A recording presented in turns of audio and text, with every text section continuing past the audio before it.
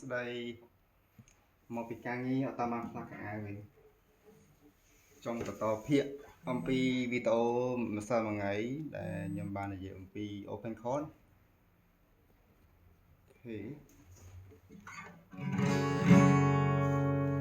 និយាយអំពី Open Code នេះគឺនៅវីដេអូនេះគឺខ្ញុំបង្ហាញអំពីការផ្លាស់ម្រាមដៃរវាង Code E major B7 ហើយនិង A major អូខេចឹងខ្លីៗនេះគឺជា E major B7 ម្រាមទី2នៅខ្សែទី5ដដែលដៃចោលឡើងមកខ្សែទី4ដៃនាងរេមកខ្សែទី3ដៃកូនមកខ្សែទី1សំដួលតិចណាថា memory តិច B7 to A major ម្រាមទី4ឡើងមកខ្សែទី2ម្រាមទី2នៅនឹងដដែលទី3នៅនឹងដដែលទី2ថយមកខ្សែទី4ម្រាមទី1យើង open បានអូខេដល់ពេលយើងឡើងមក code E យើងមានទី2ទី3ឡើងមកលើមួយខ្សែមកដៃនេះចាំចូលខ្សែទី3អូខេអញ្ចឹងខ្ញុំលេងជា basic strumming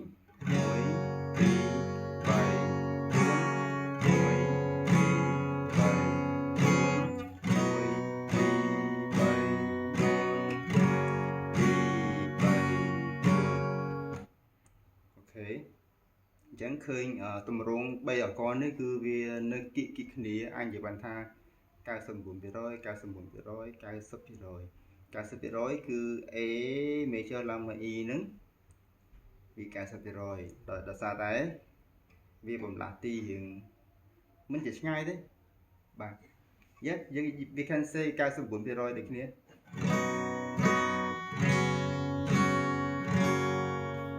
អូខេឥឡូវយើងលេងជា strumming ដែលខ្ញុំបានបង្ហាញនៅក្នុងវីដេអូប្រហែលថ្ងៃមុននោះដូចជាសប្តាហ៍មុនអូខេ